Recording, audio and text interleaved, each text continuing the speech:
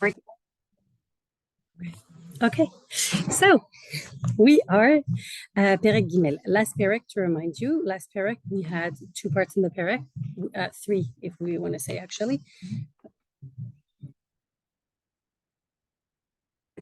So last Perek we had in Perek, we finished Perek base, and we have three parts in the Perek. The first part was that it starts with the Shira of Hannah. The Hannah thanks Hashem for the fact that she had a baby after so many years. The second part is that we have a contrast between the sons of Eli, who are living in the Mishkan and serving in the Mishkan, and Shmuel, who is also serving in the Mishkan. They obviously do different works because they are Kohanim and Shmuel is a Levi. But the sons of Eli are described in a very negative light, and Shmuel is described as a sunshine in the obscurity. And just as much as we have a description of the bad behavior of Eli's son, we have little rays. I use the word rays because we have one-liners about Shmuel throughout the Perek. Say, oh, and Shmuel did the right thing. Oh, and Shmuel is serving Hashem. Oh, and Shmuel, it's like really very, very light, but it lightens the tone if we ever want to be depressed about the behavior of Eli's sons. We see, no, but it's okay because Shmuel is there and Shmuel is doing the right thing. And at the end of the Perek, it finishes on a very negative note. At the end of the Perek, it finishes with a Ish Elokim, a man of Hashem, and the commentators say that it is Elkanah, because who else in that generation would be worthy of receiving a message from Hashem? Only Elkanah would be. He comes to Eli and he gives him a whole list of curses that his descendants are going to have because of their bad behavior. And here starts Perek Gimel. Perek Gimel is divided into three parts. The first part, the first three psukim, we're going to have a background to the Perek. Then we have psukim Dalet to Yud Dalet, so 10 psukim, it's a short Perek. Dalet to Yud Dalet, we have, I would say, the combination of the three first prakim of Shmuel Aleph, the combination would be those 10 psukim, because all the first two prakim, they are only a preparation for that moment that is going to happen, that is going to come. What will happen is that Shmuel will have his first nevuah, and we're going to see how it happens and what are the details of it. And the last part is the aftermath of Shmuel's nevuah, how it impacted Eli, how it impacted the Jewish people. All right, so those are our three parts. All right, so we're going to read the first three psukim and translate them, and then we're going to explain. Pasuk Aleph. Ve'anar Shmuel, and the young boy Shmuel, mesharet et Hashem, he serves Hashem lifnei Eli, before Eli, udevar Hashem, and the word of Hashem, Haya yakar bayamim ahem, it was precious in those days. Ein chazon nifratz, there is no widespread vision. Vayehi bayomahu, and it was on that day. Ve'eli shochev bimkomo, and Eli is laying in his place. Ve'einav, and his eyes, hechelu kehot, they started to go dark. And if we're not sure of the exact meaning, lo yuchal lirot, he was not able to see. So his eyes go dark, that means that his vision goes dark and he can't see, everything is dark for him. Vener Elokim, and the candle of Hashem, terem yichbe, is about to extinguish. Ushmuel shochev, and Shmuel is laying down. Be'echal Hashem, in the hechal of Hashem, asher sham aron Elokim, that there is the Aron of Hashem. Hello. All right. So, would you like to sit here so that you can share a book, or here you can share with her? Okay. All right. So this is the setting and the background of Shmuel's first nevuah. We have a description of time, we have a description of space, and we have a spiritual description. Let's pay attention. So, go ahead. We have, I said, a description of time. What indication of time do you think we have in these three psukim? It's a little tricky. So you say now he's still a child. So it's not so much time that passed since the last perek. Excellent point. Now let's think of a time during the day, like in a 24-hour span. Where do we stand? Are we in the morning, in the evening, in the night, in the afternoon? What would you say? Because it's saying that when Ali was lying in his place, so I'm assuming it's his bed. So excellent. So they're laying down. They're laying down, and we assume that they're laying down to sleep. So you're saying, I think we're at night. I mean, because it says his eyes began to dim, like he's starting to close them, like he's tired. Okay, that's a good point. However, the pasuk here tells us, don't think that he's just closing his eyes. Lo yuchal lirot. He was not able to see anymore. He became blind from old age. Because Eli, here we're referring to Eli. The Eli shochav b'mekomo in pasuk base. Eli is laying down, and his eyes became dim. It's the eyes of Eli. And Eli, we described him as someone very old last time already. So we assume that because they're laying down, we are at night, or like time of sleeping. But we don't know if it's the beginning of the night, the end of the night. We have another indication. It's a little more subtle, that says, at what time of the night are we? And it says, Vener Elokim, we are in Pasuk Gimel, Vener Elokim terem yichbe, the candle of Hashem is about to extinguish. What do you think in a world of Mishkan and a world of Kedusha? What are we referring to if we're saying the candle of Hashem? Using the Shekhinah, so you're taking it out of the literal sense. That's beautiful. We're going to go there. The Shekhinah is about to go away. Like the Jewish people is in spiritual danger. We're going to touch on it after when we go into. So the menorah. We're talking about the light of the menorah. The light of the menorah would be lit in the Beis HaMikdash, in the Mishkan, in the evening, and it would light until the morning. So if we're talking about the light of the menorah that is about to go down, to extinguish, that means that we are towards the end of the night, but it's still the night. All right? So here we have, it's almost an exact description of the time. We are towards the end of the night. So at the end of the night, the specialty here is that at the end of the night, you're rested from the night already. If you're not a young mom who wakes up 4 times per night, but you're rested from the night, but you didn't get up yet. It's still the night. In Chassidus, in Kabbalah, we explain that the night has 2 parts. There's the part that is until Chatzais and the part that is after Chatzais. And the same way that the night is dark, spiritually, it represents darkness. At the beginning of the night, the first half of the night, it gets darker and darker and darker. So it represents Gevura. That's why we don't say Tehillim at night. However, after Chatzais, we're after after the half of the night. In the second half, it will go lighter and lighter and lighter, brighter and brighter. So it represents the part of the day that is Chesed. So here we are at the time that it's really, so the whole first half of the night, it's starting to go towards Chesed, but here we are really at Mamash, the beginning of it, because it's about to be the morning when it's time for the menorah to go extinguish. The menorah goes the whole night? The menorah goes the whole night until the morning. The morning it turns off, like it finishes to burn, and then the Kohen cleans it up in the morning. That's the work of the Kohen in the morning. So And here is, yes. Twice it says like,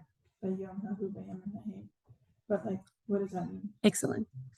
So we're gonna go into, so we spoke about the time, right? So the time we're at night, Shmuel is still young. There's not that much time that passed since the last Perek, where Shmuel was also described as an Av. Now what happens that it says Bayamahu on that day. So some commentators will say it just is like on that day as a narration, on that day, this is what happened. Others will say, no, Bayomahu, on that same day that the Ish Elohim came to Elkanah, came to Eli, on that same day that he gave him the Nevuah, on that same day, this story happened. So there are 2 opinions here. Bayamim Ahem, so now we are going to go to the spiritual the spiritual description of where we're holding. So here we see in first pasuk, it gives us a very clear background of where Bnei Israel stand. It tells us, Udvar Hashem haya yakar. The word of Hashem was precious. Now, if you think of the word yakar in modern Hebrew, it means something expensive. When you think of something expensive, it's because it is exclusive. People go out of their way to spend extra money on things that are very high design. Why? Because they want to have the exclusivity. Not everybody goes to those stores to buy these things that they're going to buy. So they want to be exclusive. So yakar is precious in the sense of it was rare. It was a very rare occurrence to hear the word of Hashem. We think of the time of the Tanakh as everybody had a nevuah. It was common ground. It was like a common occurrence, but it was not at the time that Sefer Shmuel is starting. It was not a common occurrence. It will happen very rarely, and this will explain to us the following psukim in the second part. So that's number one. And it is everybody knows that there is no one is worthy of receiving the word of Hashem, and that's why there is no nevuah. Now we have another. I'm sorry. Yes. There's no place to say V'haya Yakar, meaning that the people actually really were thirsting for this, like meaning that it was precious to the people. So there is room to interpret it this way, but the words right after explain the last three words. The last three words explain to us the previous words. Okay. So obviously we can absolutely explain it as the word of Hashem was precious and people love to hear the word of Hashem. It's very possible, but there was no word of Hashem. People didn't come with nevuahs to share.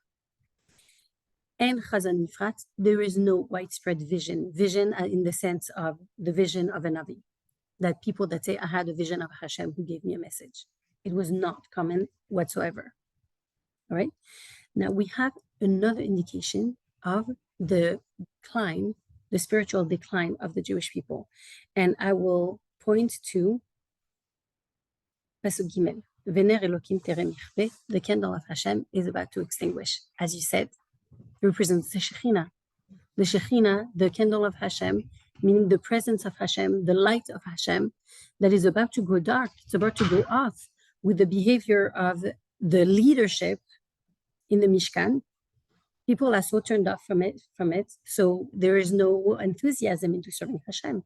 And it says that it impacted on the people, the behavior of the Kohanim impacted on the people, that they were denigrating, and they were denigrating the work of the Beis Hamikdash. Ner Elokim in a different way can also refer to Eli himself. And a tzaddik is often referred to as a candle, as a burning candle. So Ner Elokim terem yichbeh, the candle of Hashem is about to go extinguished. It refers to Eli that can't see anymore. He doesn't have the light of the material world around him, but he himself is about to go dim and to die. And here we say, you see that Hashem takes care of his nation, and that he waits until there is the sunset of Eli for the sun to rise over Shmuel. Before 7. The Makkah, the Shmuel is going to take the place of Correct. So we're going to see how it happens. We spoke about the spiritual, we spoke about the time, we didn't speak about the place. Where are Shmuel and Eli in this psukim? If you look into it, what would you see? Where are they? What? Near the Aron. Excellent. In the Mishkan. And what are they doing in the Mishkan? Are they?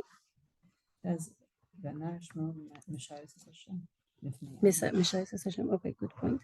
Okay, so I would say that the first pasuk is really an introduction, a general introduction to what is ongoing in the Mishkan. But currently, Vayehi bayom hahu, it was on that day. What are they currently doing?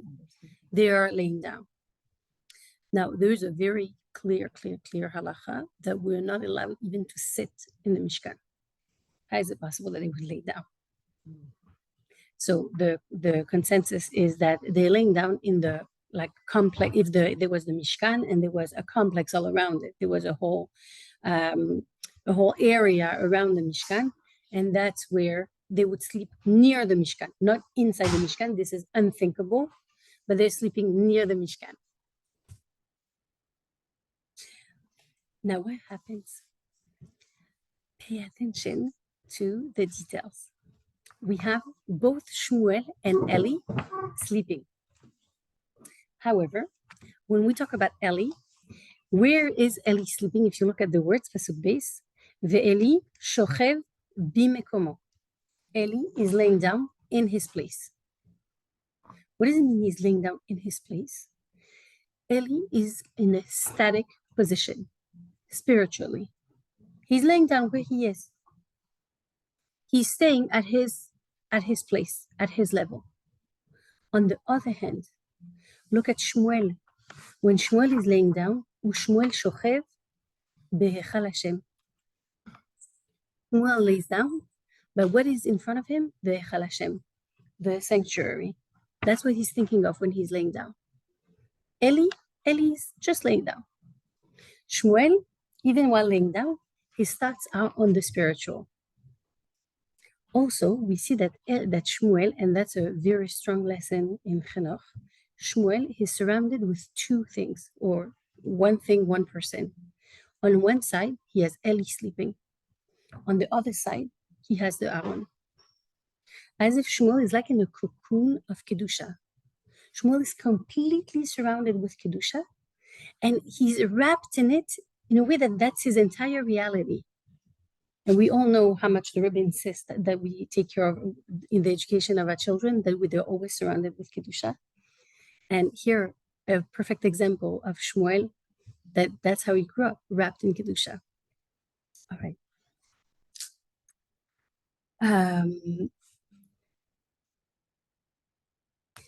I would like to point out that when we speak about Eli that can't see, it says, okay, well, I'll go back to it afterwards. It's okay. All right. So this is for the background of what will happen in the next Pesukim. We start Pasuk Daled, and Pasuk Daled, we have a situation that is almost ironic, because we'll see that Shmuel is put in a situation that he doesn't understand the meaning of it, but we know what's going on, and Shmuel doesn't. All right, let's start Pasuk Daled. We're gonna read all the Pesukim and translate, and then we're gonna go deeper into the details. Ready? All right. Sorry. So I think that we can turn off the lights. So the reason why I turned off the light, it's at night. It all happens at night. It's dark physically, it's dark spiritually. All right. Something special going on there. All right. So, Pasuk Dalet. Vayikra Hashem el Shmuel, and Hashem called to Shmuel. Vayomer. So Shmuel answers, Hineni, here I am. Pasuk Hey. Vayaratz el Eli, and he runs to Eli. Vayomer, and he says, Hineni, ki karatali, I'm here because you called me. Vayomer, and Eli answers him, Lo karati, I didn't call you. Shuv shchav, go back and lay down. Vayelech, vayishkav. So he went back and he lay down. Vayosef Hashem kero od. And Hashem continued to call again Shmuel to Shmuel. Vayakom Shmuel, and Shmuel got up. Vayelech el Eli, and he went to Eli. Vayomer, and he said, Hineni, ki karatali. I'm here, you called me. Vayomer, and Eli told him, Lo karati beni, my son, I didn't call you. Ivriyot, shuv shechav, go back and lay down. Pasuk Zayin. What? Shmuel? We don't know exactly. We assume that he's between 10 and 12, according to the fact that he's called a Na'ar, and the fact that we're not supposed to have a long time that passed between last Perek and this Perek. But we don't know exactly. So here, we know that Shmuel is getting confused. So the Navi is going to explain to us, why is Shmuel so confused? And the reason why Shmuel is so confused is because of Pasuk Zayin. Shmuel terem yada et Hashem, and Shmuel didn't know Hashem yet. V'terem yigale elav dvar Hashem, because the word of Hashem was not revealed to him yet. So he had never had an exposure to being to being in the presence of Hashem and Hashem speaking to him. So he doesn't know how to recognize the signs. So he thinks it's Eli calling him. Why does he think it's Eli calling him?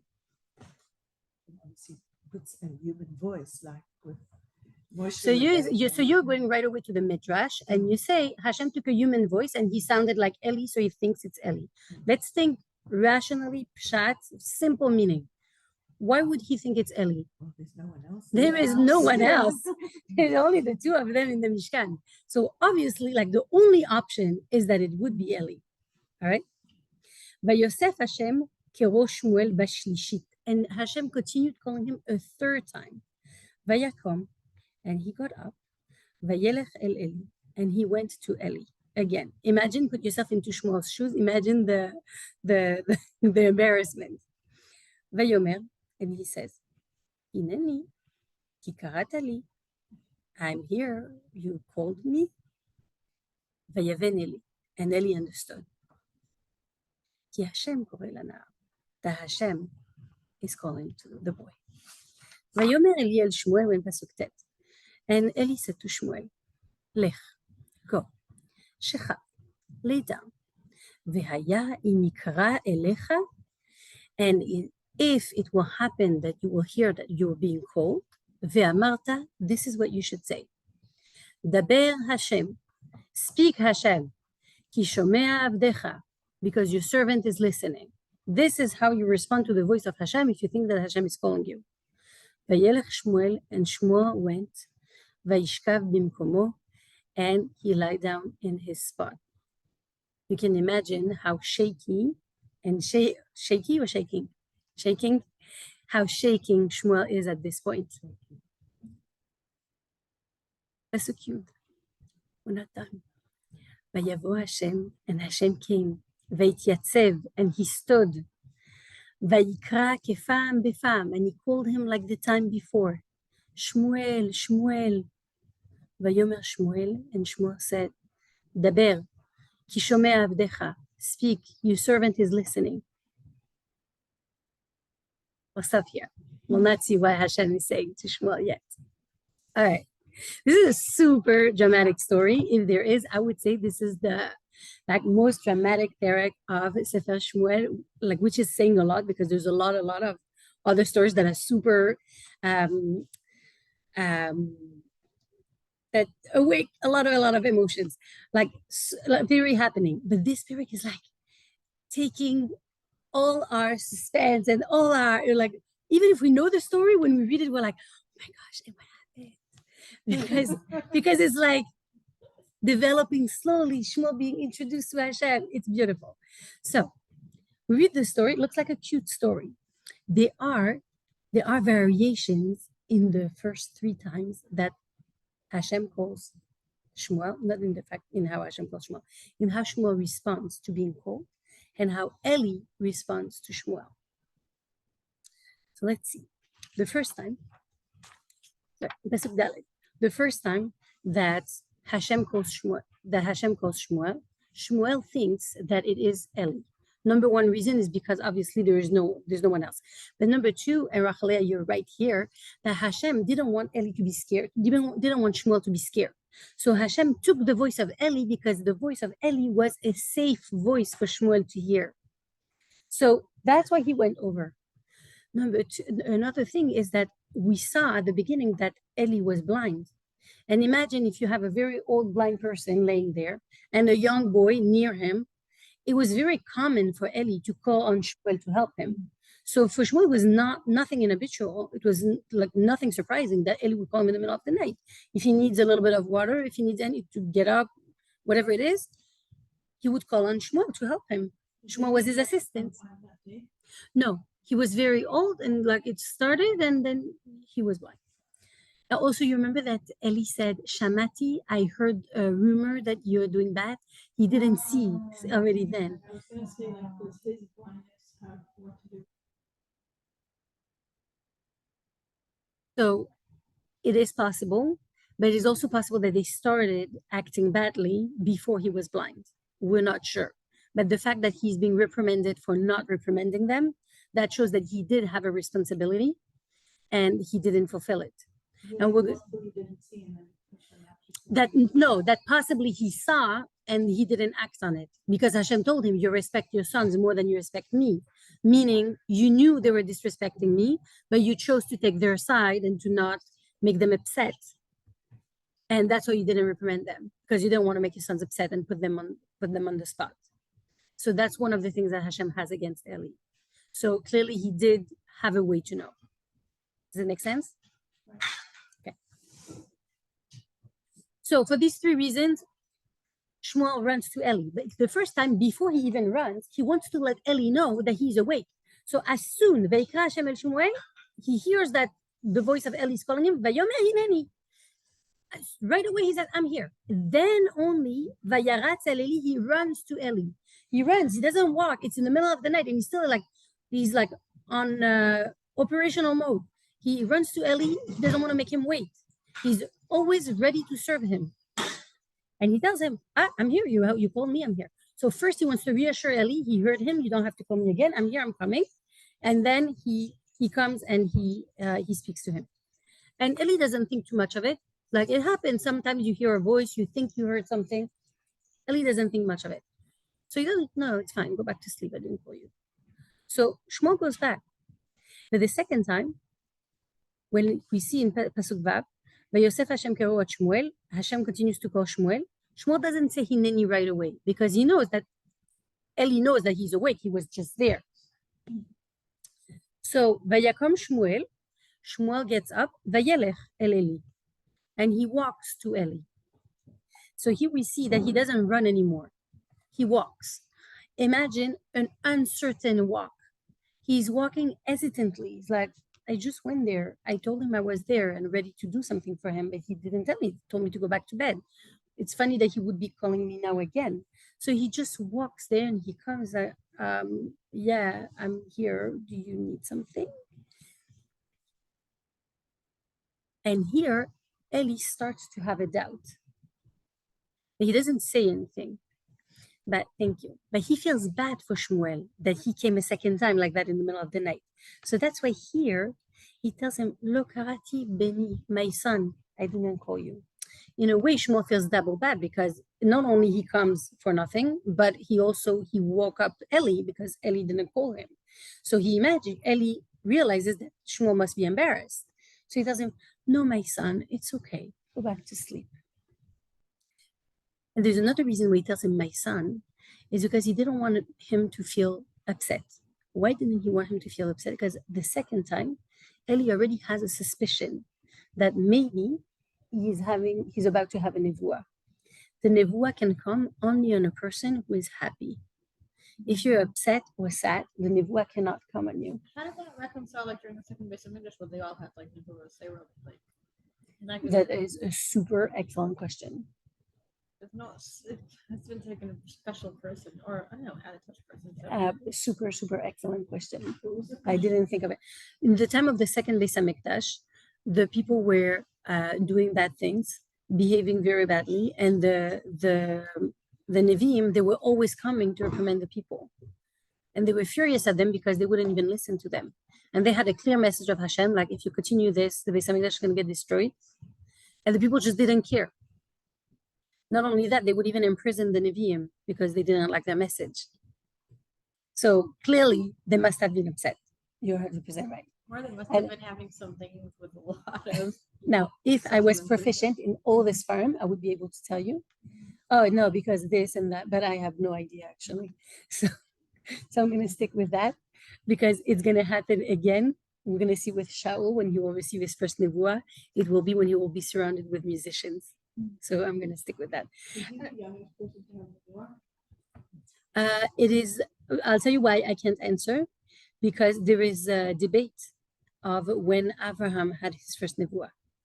If he was 3 years old, if he was 48 years old, so I don't know. But we will make some comparisons between Shmuel and someone else. We'll see that what happened to him is unusual. To have a child that receives a nevuah is unusual and I think unheard of in the Tanakh. I'm going to see how exclusive that story is, but I'm going from the simple to the from the surface to the depth. So we're going to take it one step at a time. So that's why he tells him, Benny, my son, he doesn't want him to feel bad. Number one, because he cares for him, he doesn't want him to feel bad. And number two, because if he has a nevuah, he needs to be in a calm and peaceful state of mind. Now, Eli is the spiritual mentor of Shmuel. Yet Eli never thought even of introducing Shmuel to how do you react if Hashem appears to you, because it was completely off the radar, because there was no widespread vision. No one had a nevuah. So Eli didn't even think of mentioning it to Shmuel. Also, it is possible that Eli didn't notice how spiritually worthy Shmuel was, how like completely beyond anything we could expect from someone that age. So that would be also a reason why Eli wouldn't even mention it. Usually we'll see that after Shmuel has a nevuah, Shmuel will open a school of Nevi'im. Like we send our kids to Tomchet Memim, they would go to schools of Nevi'im. They had a yeshiva where they would learn how to receive a nevuah. It was a thing. But clearly here, it's not in fashion yet. So Shmuel has no idea. On the third time, we see that Shmuel goes again, he walks again. Third time, Eli thinks very clearly that it is probably Hashem for two reasons. Number one, Eli himself doesn't hear anything. And Shmuel clearly hears enough that he comes to him in a very committed way. It's like, you called me, so I came. And number two, so number one, he didn't hear anything. Number two, the fact that it happens again and again, and that Shmuel keeps on coming, Shmuel keeps on hearing something, someone calling him. So he's like, he's not making it up. I can hear it. Clearly there is something going on. So he says, you know what? This is what you say. You say, Daber Hashem ki shomea avdecha. Now those words is the formula that Eli is transmitting to Shmuel to tell him this is how we speak to Hashem. Now look in Pasuk Yud, when Shmuel speaks to Hashem. Pasuk Yud, when Shmuel speaks to Hashem, he says, so it starts, and Hashem came and he called on Shmuel, Vayomer Shmuel, and Shmuel said, Daber ki shomea avdecha. Speak, your servant is listening. What does he change? He doesn't say the name of Hashem. Why doesn't he say the name of Hashem? He is not sure. He's like, I don't think it's Hashem, really. Just speak. Let's figure it out. Let's see how it develops. It's great that Eli thinks it's Hashem, but for me to say the name of Hashem so close to the Mishkan, to an unknown reality, I'm not doing that. I don't think I'm on the level that Hashem would speak to me. Eli thinks that of me now, but I'm not sure at all. And there is a fear that he's about to experience like a powerhouse of a spiritual experience. So he is, if we would imagine Shmuel, we would imagine him completely trembling and very, very fearful. All right. We see, let me check my notes. We see that when in Pasuk Yud, when Hashem calls Shmuel, he calls him two times. He says Shmuel, Shmuel. And we have this happening in different moments in the Torah. That we see that Hashem calls on a Navi two times.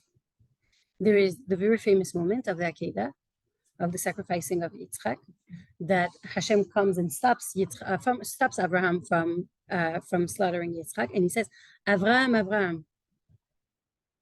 Calls him twice. Why? We say out of love, because he loves him so much, so he calls him twice. When Hashem appears to Moshe, he calls him also Moshe. And here again, Shmuel. So imagine what level of love Hashem has for Shmuel that is equal to the one of Moshe and Abraham. Now we see that the way that Hashem is appearing to Shmuel is very confusing. Hashem could have chosen a way that would be less confusing for Shmuel, and in a way that he would be able to recognize that it's Hashem in the first place. He could have said, Shmuel, Shmuel, Ani Hashem Elokecha, like right away. It would have made things clear. Why did Hashem choose to put Shmuel in that situation that he has to go to Eli and a few times, and at the end it is Eli who tells him Hashem is speaking to you.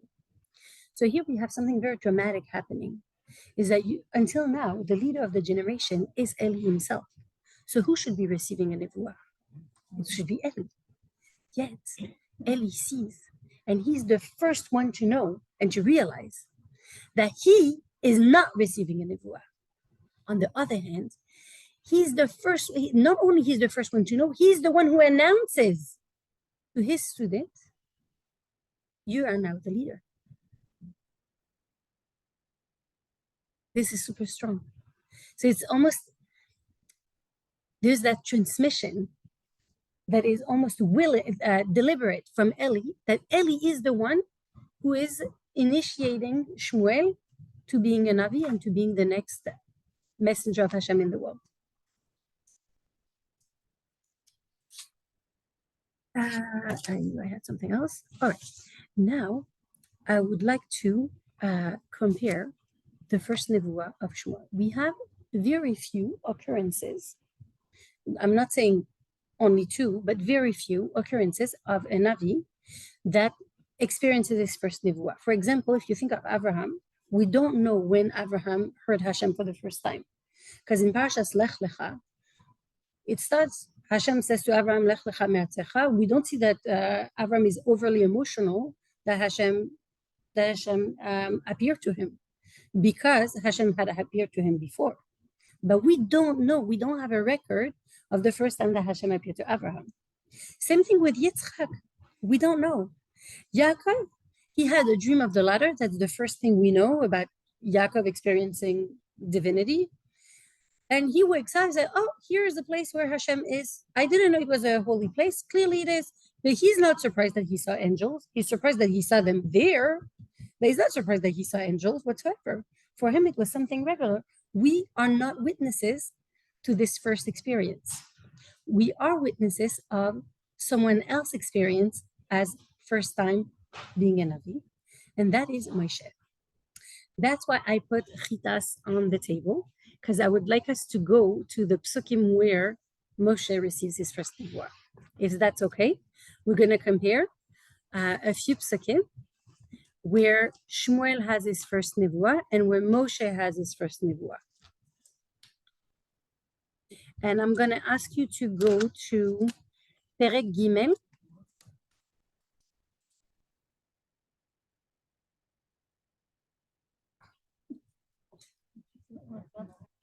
Sorry, Sefer Shemais. sorry. Sefer Shemais. Yeah, I'm like that sometimes. Shemais Perek Gimel. Pasuk. Let me see. 1 second, I have it. I think Pasuk Gimel, but I will tell you in a sec. Where am I? Over here. Yes. Yes, Pasuk. Yeah, I think Pasuk Gimel. Is it okay if I Perek Gimel Pasuk Gimel? Yeah. Is it okay if I check? It's possible that it's valid, but I'm not sure. Let's see. Perek Gimel. No, Pasuk Gimel. Thank you. Perek Gimel, Pasuk Gimel, Sefer Shemais, Perek Gimel, Pasuk Gimel. So we are at Moshe being in front of the burning bush. And Moshe sees that the bush is burning, but he's not being consumed. And it says like this, Vayomer Moshe. And Moshe said, Asurana, I will go back a little bit. Ve'er'eh et hamar'eh hagadol hazeh. And I will look at this big vision, this big event, something weird. Madua lo yiv'ar hasneh. Why is the sneh not, why is the bush not burning? He doesn't know why the bush is not burning. He doesn't realize that he's in the presence of Hashem. Vayar Hashem And Hashem saw, kisar lirot, that he went a little back to see. Vayikra elav Elokim, and Hashem called him, mitoch hasne, from the bush. You're with me? Vayomer, and he said, Moshe, Moshe. Vayomer, hineni. And he said, hineni, here I am. So we have here clearly a few similarities. Some of them we can see easily. Number one, Moshe is not realizing right away that it is Hashem, right? Number two, Hashem, we see that Hashem calls him twice also. He says, Moshe, Moshe, like he said, Shmuel, Shmuel. What is Moshe's response? I am here, hineni. Those are the words of Shmuel that Shmuel says 3 times, hineni, hineni. Why this repetition? Because it's the same words that Moshe used. And now I would like you to go to, in the same Sefer, Perek Yutes. Father's voice. And he also called in his father's voice, but that is not the pshat, that's why I'm not mentioning it, but it's true. He also called him with his father's voice to not scare him, and he called Shmuel with Eli's voice to not scare him. So, Perek Yutes, Pasuk Chaf. Now, I was myself surprised to discover this. If I see a pasuk that says, Vayikra Hashem El, if I ask you, just think in your mind, how many times, Perek Yutes, Pasuk Chaf, how many times would you say in the Tanakh in general, 24 books of Tanakh, how many times do you think it would happen that we have Vayikra Hashem El, someone? A lot. A lot. Does it sound right? Would happen a lot. All right, so I did a little research. We have 69 times, it happens in the whole Tanakh, that we have the word Vayikra and the name of Hashem in the same pasuk. However, only twice does it happen that it says Vayikra Hashem. Hashem called. You'll have people calling out to Hashem. Hashem calling, and just saying, not saying Vayikra Hashem and then his words, just Vayikra, or people who call names of places. We have the word Vayikra a lot, but to have Vayikra Hashem happens only twice. Once for Shmuel, we saw Vayikra Hashem el Shmuel, Shmuel, Shmuel, and in Shemais Perek Yutes, Pasuk Chaf, Vayikra Hashem le Moshe. Hashem called Moshe to come on Har Sinai. Those are the only 2 times that we have Vayikra Hashem. So at the beginning, the first Perek, we said that when Hannah davened to have a son, she said, I want to have a son who's like Moshe and Aaron. And here we see again, we made a few comparisons before of how Moshe and Shmuel are similar. We said that, for example, there are the only 2 people that we have the story from their birth until their death. Shmuel, we follow him from before he's born until he will die. We'll not follow him as closely in like from Perek Yud Aleph or Yud Gimel, maybe. From Perek Yud Gimel, we'll not follow him as closely, but we'll still have whereabouts of Shmuel. He will still come in. And Moshe, we know, like from the moment he's born until the end of the Torah, there's no parsha that doesn't mention his name. They're the only 2 people that we follow from birth. And here again, we see how special it is that it is only the 2 people that Vayikra Hashem El. The Hashem called them, it's those only 2 people. So we have a lot of times that we have Vayikra Malach Hashem, that the Malach of Hashem will call on people, but not Hashem himself. I was shocked. I read it in a course. I was like, you must have made a mistake. I'm going to research it. And he did it. That there's only that amount of times that Hashem engaged in initiated dialogue, or it's like Vayomer Hashem. Right. But we'll have Vayomer Hashem or Vayedaber Hashem or Moshe. Like what's the A lot of different variations. Like, isn't Vayikra like a sudden Like an thing? initiation of No, but I another- think like it like happened upon him. So the fact that it happened upon him would be with a hey, Vaikra is to call, but there is a lashon kirva in Vaikra. There is a proximity in Vaikra. However, we have a lot of times that we have Vaikra elav malach Hashem. Sorry, the malach of Hashem will call on people, but there will be Hashem calling. And we have a lot of times that Hashem will speak to people. Yeah, so like what's the actual difference between the I know it's the Rashi of the first Rashi of Vaikra, but I don't remember it. But it is from distant memory. It is language of proximity. That he's very close to him. Like look at the straight A, seems like the A that plus difference. students. All right. By opposition, so we saw. I gave you a few elements of comparisons between Moshe and Shmuel, that they are similar in the comparison. By opposition, I will point out to a comparison between Eli and Moshe. We said about Eli that in Pasuk base, we said Einav echelu kehot, his eyes started to go dim and he couldn't see. And I told you it's because he's very old, right? Now I would like you to open Sefer Devarim.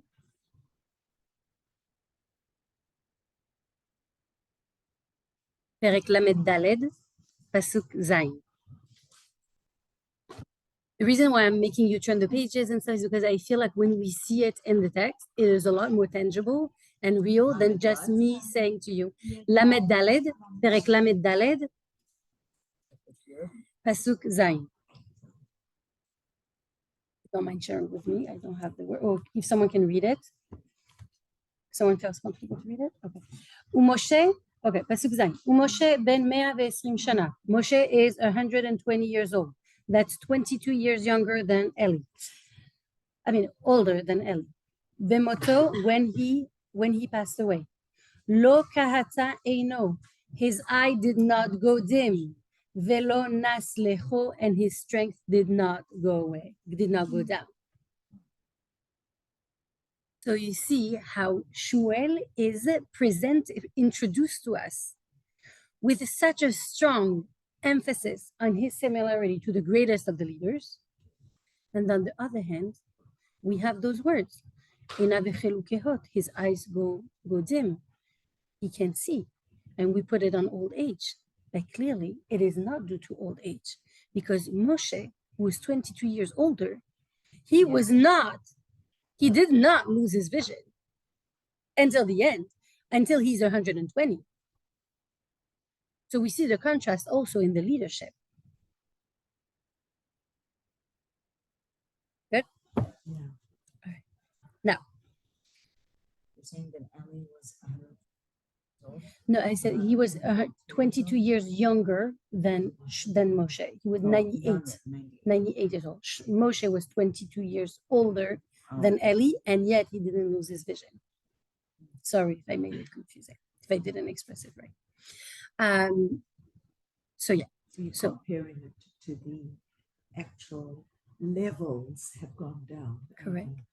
So Eli as a leader is described as the opposite of Moshe, and Shmuel is described as the perfect follower because he has so many similarities. All right. I think I have exhausted the psukim of the process of how Shmuel is introduced to Hashem. Now let's see, what does Hashem actually tell Shmuel? We're good? Okay. We have Pasuk Yud Aleph. We can close the Chumashim, and we're going back to the Navi. And again, I'm going to read and translate all the psukim, and then we're going to see a little deeper what do they mean. Pasuk Yud Aleph, Vayomer Hashem el Shmuel. So that we have a lot. Vayomer Hashem, we have a lot of them in the Torah. Vayomer Hashem el Shmuel, and Hashem said to Shmuel, Hine, behold, Anochi oseh davar beYisrael, I am doing something in Am Yisrael. Asher kol shom'o, that whoever hears it, tetzilena shte oznav, his two eyes will ring. Meaning, if you hear something really bad, it's as if you have a whistling in your eyes. That's from the Ears. shock. What? In your ears. In your ears. Yeah, Sorry. it's saying the Sorry. opposite of pasuk, right? What? It's saying in the eyes or the ears? In the ears. In the ears. In the pasuk. In the ears. Oh, okay. Yeah, sorry. Your ears will buzz. That's the word. Your ears will buzz from hearing those news. Vayomahu, on that day, Akim el Eli, I will realize on Eli, et kol asher dibarti el beito, everything that I have said about his house, meaning his family, hachel vechale, from beginning to end. Pasuk Yud Gimel, am I going too fast? No.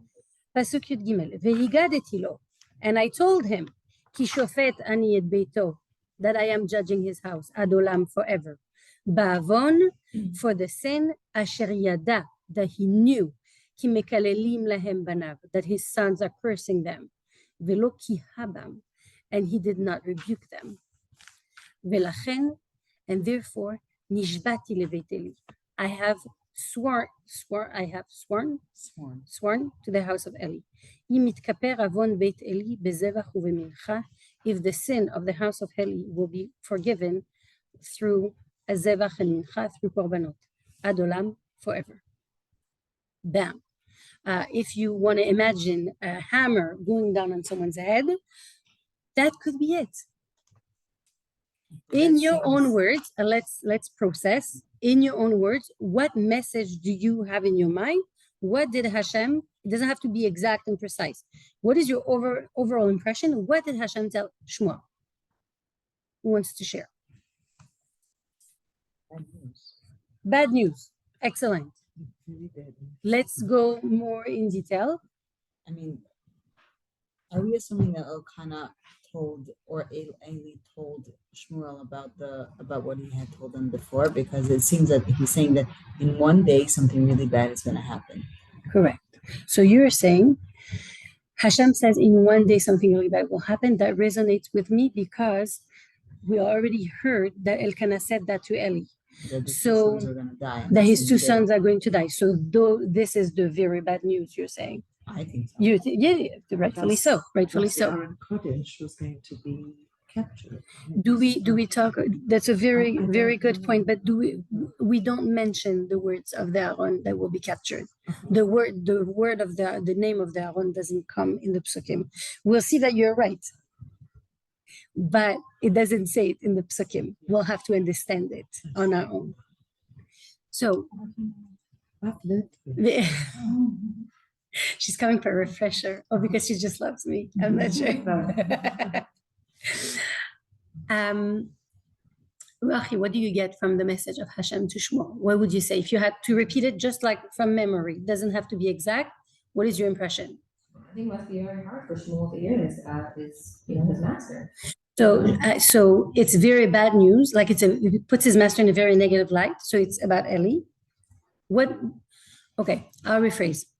If you had to tell me what nevuah Shmuel received, what would you say? What message? What are the words that Hashem told him? What is the prediction that Hashem revealed to Shmuel? Eli's sons will die. Eli's sons will die, And he will.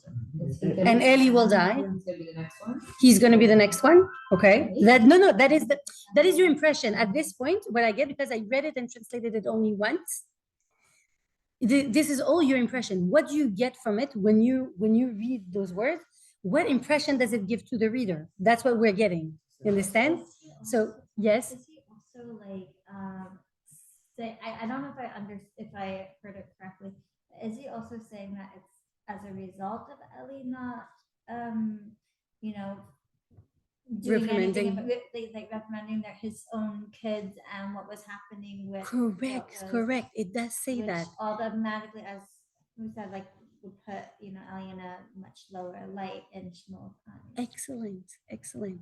Hashem here says, why am I punishing them? Because Eli didn't reprimand his sons. Right? What else do we know about what Hashem said to Shmuel? Hindi, do you want to say something? No? Shayal, do you want to say something? Okay. So overall, Hashem gave a prediction so Hashem revealed the future to Shmuel, and he tells him bad things will happen to the house of Eli. Yes, I will reveal to you that there are actually two parts in the Nevuah. There's the first pasuk and the next few psukim. The first pasuk, if you notice, pasuk Yud Aleph, mention Eli or his family. It says, Hine anochi oseh davar beIsrael. I will do something in Am Israel. Asher kol sham'o, that whoever hears it, tetzilena shnei oznav, his 2 ears will buzz. But we don't know what is it that Hashem is going to do. It just says that your ears will buzz from hearing it. So the commentators come and say, hey, what's going on here? His ears will buzz. That's a strange expression. Do we see this expression anywhere else? So they come and they say, yes, we do see this expression somewhere else. And every time we see that expression, it refers to a destruction. So here, in very covered words, Hashem is announcing to Shmuel that the Mishkan is going to be destroyed. Right? What is even more interesting is that we'll see that here Hashem speaks in covered words, but when the Mishkan will be destroyed, we will not even be notified in the psukim. It's not going to even come up. We'll know that there was a war. We'll know that Ben Israel will lose the war. We'll know that the Aaron was taken to the war and the Aaron will be captured. But we don't hear anything in the psukim. We don't know that the Mishkan was destroyed. Very interesting. We're going to cover that when we talk about that war. And then it goes, Yud Pasuk Yud Beis, Bayomahu, on that day that the Mishkan will be destroyed, Akim el Eli et kol asher dibarti. I will make it happen for Eli, everything that I said. However, when extra, like disaster upon disaster. And we'll see when it happens, the three things, we'll see how it mentioned. Like here we have the Nevuah, and we'll see when it happens, how it reflects to the reality with the Nevuah, how it connects. But here, look, when Hashem speaks to Shmuel and tells him what will happen to the house of Eli, he also doesn't say what will happen. He says, I will do to him what I have already said. He doesn't say what he said. And there is no reason that Shmuel would know, because the Navi came to Eli and spoke to him privately about the Nevuah that he has for him, the disaster that's going to come into his house. But Shmuel doesn't know. And here it doesn't say what I have said to his house from beginning to end. And I told him that I'm judging him. So we know that it's not something good, but we don't know what. Why does he have to know this? Exactly. Why does it? Correct. Why does Hashem do that to Shmuel? Why? It's a super hard question. It's a super hard question, specifically because I don't know the answer, but I do know what it shows on Eli and on Shmuel, and we'll see that right after. It's almost like robbing him of his Innocence. childhood. Yeah. Also, it's not like, I don't know, what's the objective of it? Is it to get them to do tshuva so it doesn't happen? No, Like, because what- that was already taken away from him. Right. And that- So look at the words. Pasuk Yud Daled. Nishbati leveit Eli, I have sworn to the house of Eli, Yimit kaper avon beit Eli, if their house will be forgiven, bezevach uvemincha, through korbanos. Maybe there are other ways to do teshuvah besides for bringing a korban. Maybe people are too focused on the action of the korban as opposed to all the intentions that are supposed to be associated with the korban. Maybe there is a way of doing teshuvah by introspection, a regret, and changing our behavior, separated from the act of the korban. And here we'll see in the reaction, Eli does not even consider it. That done. The papers are sealed as if he's defeated, but let's get to it slowly. Very, very interesting. It says here in Pasuk Yud Gimel, Hashem says to Shmuel, the reason why I'm going to punish them is punish that whole family is because he knew that they're cursing them, Mikalelim lahem, they're cursing them, his sons, velo ki habam, and he didn't reprimand them. Is it true that Eli didn't reprimand his sons? No, not true. We read the psukim that he told them, oh, I heard the rumor and everything. Right? You remember that? It was after everything. It was after it was done, but still, you reprimanded them. It was before Hashem spoke. The reality is that Eli's reprimand was so weak and so soft. Hashem didn't even consider as if he reprimanded them. It's like, imagine someone is doing something very bad and you want to say, you know, it's not okay. Like, hello. Like, imagine someone is doing how is it called? Like a robbery, bank robbery. And the policeman comes and says, you know, that's not how things are done. You know, we shouldn't do that. Canadian way, by the way. Canada. I heard, so I heard someone posted. Under $600, you're fine. No, I was gonna say, I heard, so I read something, someone posted in Vancouver, they were in a store like the Bay, so equivalent Macy's, and someone came with a cart. They started filling up their cart, everything good, you fill up your cart, and then they just dashed out the door. No one stopped them because the rule is that no, you don't stop them. But most people know that it's not okay, so most people don't do it. But it does happen every so often. People come, just like jam up their cart and just leave. And no one's stopping them. In the summer, and the one thing that I noticed is that there's private security in every store. Because the police are not Wow. allowed to. The police is not allowed to stop them from Oh, really? stealing. But That's they're allowed crazy. to walk up with $950 or something. Even so- Well, the private security is trying to keep them from doing it. That's the Oh, whole so point. It's oh. private security. It's like the stores themselves now have this extra cost. So in Vancouver, the assumption is Yes, that because they're not allowed to steal. It's just that the Right. police cannot prosecute them. no, they could, but I guess they don't. No, they're not allowed to Really? prosecute. So here, the people of the store, they're not allowed to stop them because whatever reason, I don't know. No, so in But- America, you're allowed to stop them. Kind of moves The to police California. cannot I don't know what prosecute we're talking them. I Right. love it. The world As is long as strong. it's under a certain amount, bring it all up to the register and then find out how much it costs. Right? Take it.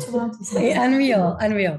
So here Hashem considers like he didn't even reprimand them. It doesn't even count. It was too soft of a reaction.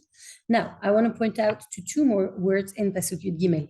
Ki mekalelim lahem banav, because his sons are cursing them. Who are they cursing? The Jewish people. Oh, interesting.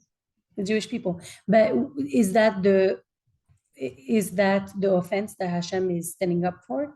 In a way, yes, but Hashem says, like, you desecrated my name. You desecrated the sanctuary. All the idea of the korbanot, you desecrated it. So here we say that Hashem is speaking in a turnaround way to speak about himself, because it would be so outrageous to say that they cursed him, that he says, no, they cursed them, but he's referring to him. Velo kihabam, and he didn't reprimand them. Look at the word lo kihabam, kiha. Eyes, no? Good.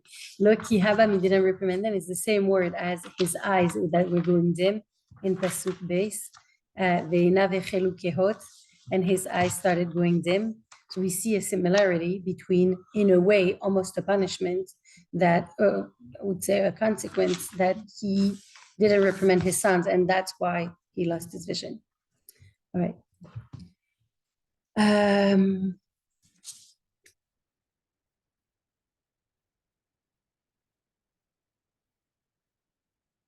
So it is interesting to see how here we have the consecration of Shmuel as a Navi comes by through announcing the end of Eli. So we have really that transition. Shmuel rises and becomes a Navi, and at the same time, simultaneously that he becomes a Navi, it announces already the death of Eli and his family. That's quite tragic. Now, the rest of the Perek, we're going to see Shmuel's reaction, Eli's reaction, and the impact on the nation. All right? How does it get to the nation? Let's see. Pasuk Tetvav. Imagine Shmuel received those news. Pasuk Tetvav. Vayishkaf Shmuel ad haboker. Shmuel lay down until the morning. Imagine him, after a nightmare, how the kids, they stay in bed and they're like, oh, we're like, they don't stay in bed, they come to our bed. But he had nowhere to go. He can't go to Eli and tell him, I'm so scared. This is what I heard. It's such a contrast between the way Hashem like eases him into gently, like, And then you know, bam. and then it's like, like coaxes him and using Ellie's voices, and but then It is. Vaishkav Shmuel, what? Such a good point. Right? Because he is so gentle into starting the process. Oh, I forgot to tell you something. Before we go into the reaction. We're still in the world of Nevuah. We have a very interesting message. When Hashem comes to speak to Shmuel, it says, Vayityatzeh Hashem. Hashem stood. And the Abarbanel, he comes and he says, why does it use the word Vayityatzeh and not Vayamod? And he says like this, Vayamod is to stand regularly. Vayityatzeh is to stand against adversity. And when there's someone has a nevuah, Hashem comes with the wind. So it's as if he has to fight the wind in order to stand. And there is that idea that he has to, Shmuel felt a strong wind coming around him. He didn't know originally what it was. But then Eli told him, say it, it's Hashem speaking to you. So that's how he realized. And one of the reasons why Hashem called him twice is, we said out of love, but it's also because when Hashem says his name twice, Hashem is igniting, in a way, two parts of the person. He's igniting his neshama to receive the nevuah, and he's igniting also his body to receive a nevuah. That the whole person becomes completely in symbiosis with Hashem, that he's capable of receiving a nevuah. Right? I thought that was really cute. This is the idea I want to skip. All right. So Shmuel is laying down until the morning. Now morning comes, he can't stay in bed anymore. So what does he do? He goes and opens the doors of the Mishkan. Number one, it's his job. The Levim, one of the job is to play the instruments, and the other job is to open and close the gates of the Mishkan, of the Beis HaMikdash. So he goes, but it sounds like as soon as he wakes up, he just goes and he starts getting busy and do things. It's like, please God, let Eli forget about me and about my bad night. I don't want to talk to him. I'm going to keep busy. He's not going to notice me. Just like make myself unseen. And we know why. Shmuel yare, and Shmuel is scared to share with Eli what he saw. He's petrified. Imagine the news that he has to say. Now we know that a Navi, if he has a message to give, he's not allowed to keep it for himself. However, I will point out that at no point did Hashem tell Shmuel, you have to say this to Eli. He told him for himself, for his personal knowledge. So Shmuel does not have an obligation to share. But on the other hand, imagine what a burden it is for him to keep that vision for himself. It's super uncomfortable. And it's very scary. And on one hand, he's very scared to say it. But on the other hand, he doesn't know how to deal with it on his own. So Eli's going to help him out. Pasuk Tetzayin. Vayikra Eli el Shmuel. And Eli called Shmuel. Vayomer. Shmuel beni. Shmuel, my son. Vayomer hineni. You can't avoid him. So he said, hineni, I'm here. Yitzayin. Vayomer. And Eli tells him, Ma hadavar asher diber elecha? What is the thing that he said to you? What word is missing here? Hashem. Now Eli himself is starting to have doubts. Because Eli, if Hashem appears to Shmuel, Eli has no idea. Eli doesn't hear. Only the person that Hashem is speaking to will hear Hashem. So Eli is starting to self-doubt. Maybe he went back to sleep and nothing happened. Because Shmuel didn't come back to him to tell him, oh, actually it did happen. So he's like, maybe I made a mistake. Maybe there was nothing. So what was that thing that he spoke to you, that person that was calling you in a way? And then he tells him, Al na techached mimeni. Do not hide from me. Ko ya'aseh lecha Elokim v'cho yosif. This is what Hashem will do to you, and he will continue. Im techached mimeni davar, if you miss one thing from me, one detail from me, mikol hadavar asher diber elecha, from all the things he told you. Do you think Shmuel is going to tell him? Yes. Yeah. He doesn't really have a choice here. He's completely cornered into having to share with Eli what's going to happen. What does it mean? He's gonna do it again. Thank you. So Eli is telling him, you know my situation, that my sons are not going in my way? It will happen to you if you don't tell me, what Hashem said to you. And we'll see, the Chachamim say here, that the curse of a Chacham, or of a Tzaddik, even if the condition leaves, the words are staying. And we'll see that the sons of Shmuel also don't follow in his ways, not to the point of Eli's sons whatsoever, but they also don't follow in his ways to the point that they can't take over after Shmuel. And it's very obvious to everybody that they can't take over. All right? Notice how Shmuel did not lose respect for Eli.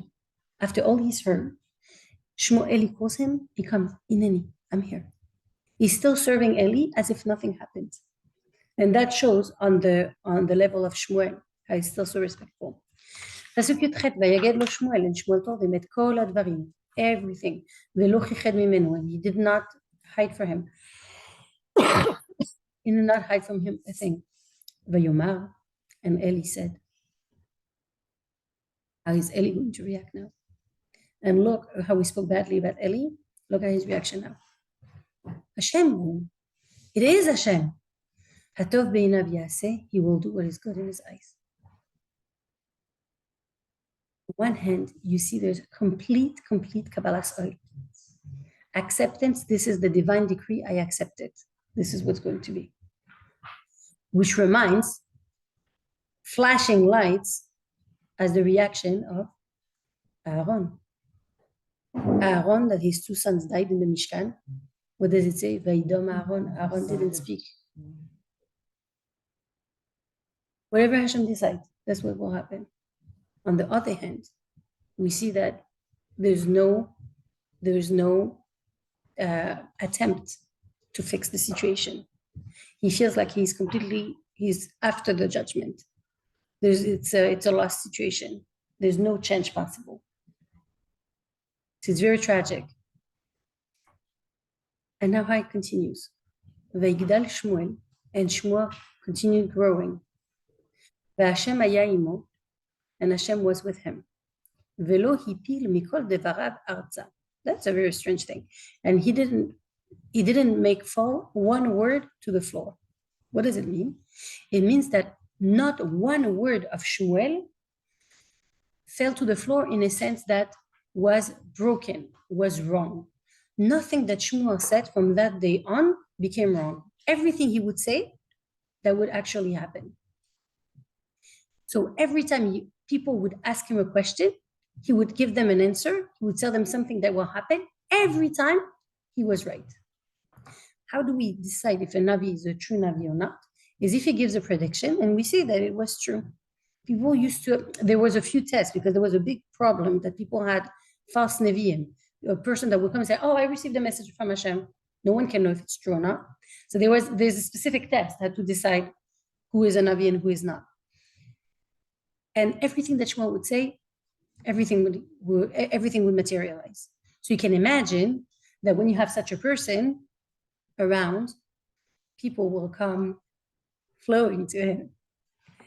Vayeda kol Israel. How is it called? The Arab telephone? Is that how you call it in English also? So, Vayeda kol Israel. Everybody knew. Midan v'ad Beersheba, from north to south. Ki ne'eman Shmuel, that Shmuel is faithful lenavi Hashem, to prophesy for Hashem. Wow, the word ne'eman Shmuel lenavi Hashem. Wow. On who do we say Ne'eman, that he was a Eved Ne'eman? On Moshe. Again, another comparison, that Moshe was a faithful servant of Hashem, and here, Ne'eman Shmuel lenavi Hashem. And this is the second time we see it. We saw firsthand, we saw in the curse that the Navi came to tell Eli. He said, and I will choose a Navi that is faithful to my word. And here we have, like it's transposition. Exactly. Ne'eman Shmuel lenavi Hashem. If we needed another indication that Shmuel is taking over. But what happened? What happened from then on? It was not enough that Shmuel started receiving a nevuah. So the commentators explained that what was the reason why no one had a nevuah at the time of Shmuel, is that imagine you have a river in the bed of the river, but the river is empty. There is no water. So the river cannot overflow because there is no water. But once the river had water, which was Shmuel who was being a tzaddik, and he was able to receive a nevuah, it started overflowing. And it started overflowing on who? On the people who were around him. So not only Shmuel had a nevuah, but people around him also started having a nevuah. And it became more common for people to hear the word of Hashem. So let's see, Vayosef Hashem le'ira'o b'Shilo, and Hashem continued to appear in Shiloh. Ki nigla Hashem el Shmuel b'Shilo b'devar Hashem, because Hashem had appeared already to Shmuel in Shiloh, meaning he continued to appear in Shiloh, not only to Shmuel at this point. Ki nigla Hashem el Shmuel b'Shilo b'devar Hashem, because Hashem appeared in Shiloh, to Shmuel, in the name of Hashem. Look at the contrast between the first pasuk and the last pasuk. First pasuk starts, Ein chazon nifrat, there is no widespread vision. Look at the evolution, the evolvement, the improvement of the situation. Beginning of the Perek, it's dark. We were sitting in the dark. There is no nevuah. And at the end, not only Shmuel has a nevuah, it spreads to other people. Now, it is 9:27, and I know I'm supposed to finish. I would like to share with you a personal comment and a video on this. I will find it. No, because I had it on my phone and I didn't bring it. Okay. I had a thought. So very often when you do something positive, you have the Yetzer Hara that comes and tells you, nah, it's not that good.